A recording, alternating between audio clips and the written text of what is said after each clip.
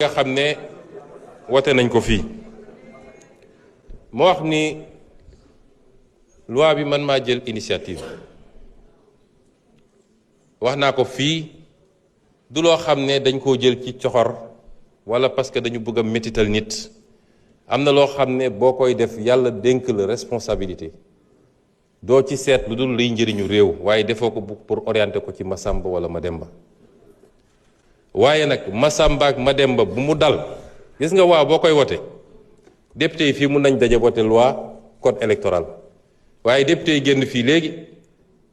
moom ci boppam loi bi dal ci kawam parce que violé na benn feu rouge wala circule na fu mu waroon circuler la loi par essence est impersonnelle une fois qu'elle est votée nag li ma wax ma insister ci une fois qu'elle est votée ki ko voté ci boppam s'il est sous le coup de la loi sera appliquée de manière totale, impartiale et sans hésitation. ma wax nag ni ñi nga xam ne ñoom seen bopp ñoo bañ a wote loi bi pendant des décennies ña nga xam ne ñoom ñoo koy xeex ñi nga xam ne ñoo taxaw fii sax ne ñoom du ñu wote loi bi tey ñoom ñoo am lu ñu war a wax ci application loi bi. député ministre président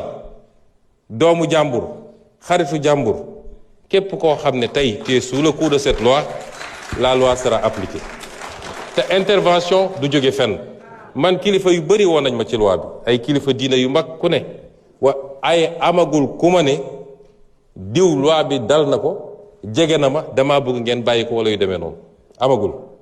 ñépp rafetlu loi ba démb ba fi ma jaar ci suñu mbokk jàngu yi amul kenn koo xam ne rafetluwul loi bi nga xam ne jël nañ ko ci Sénégal li loi bi di wund nag mooy wala li développement yi am mooy lii du guléet fii de waaye dañ leen daan protéger parce que du ñu ne ci ñaari at yi la fi yëpp am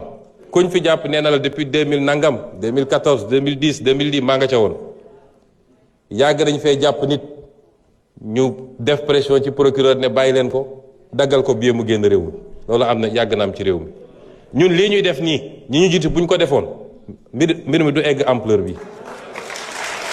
du egg ampleur bi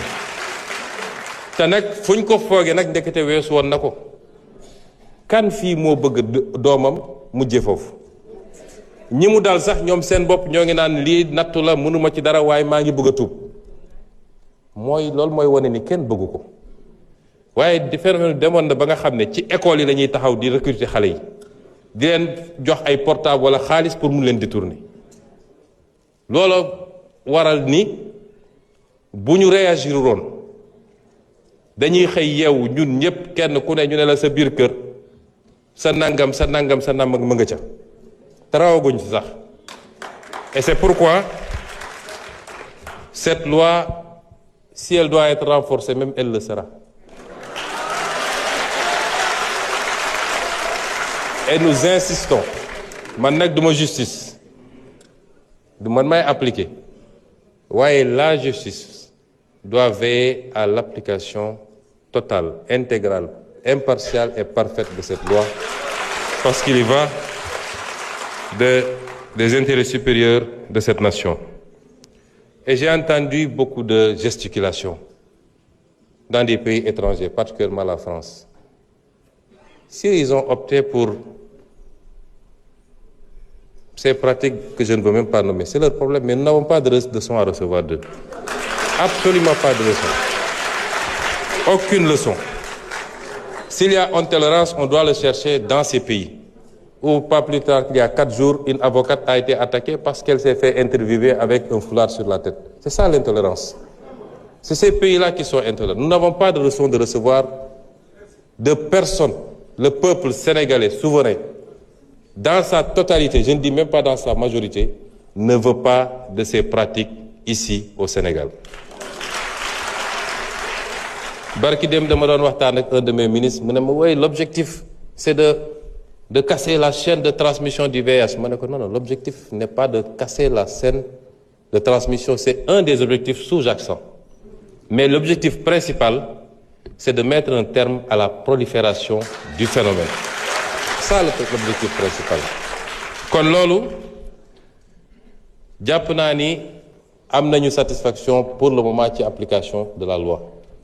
et nous insistons parce que nag bëri na lu ñu ciy wax fii il sera pas question de cacher les gros poissons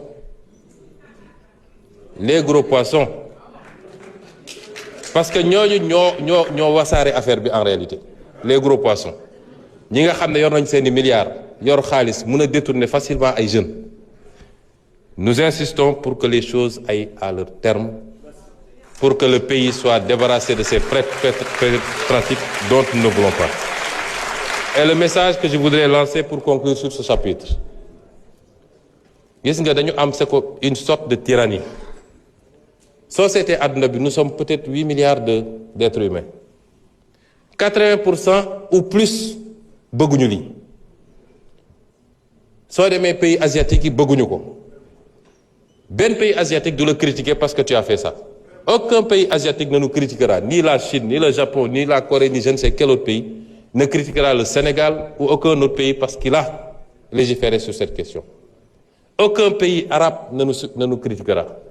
Aucun pays africain ne nous critiquera. Mais il y a un petit noyau qui s'appelle l'Occident.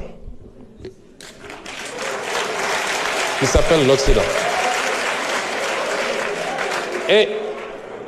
au sein duquel d'ailleurs le débat n'est pas tranché parce qu'il y en a beaucoup en Occident qui n'en veulent pas.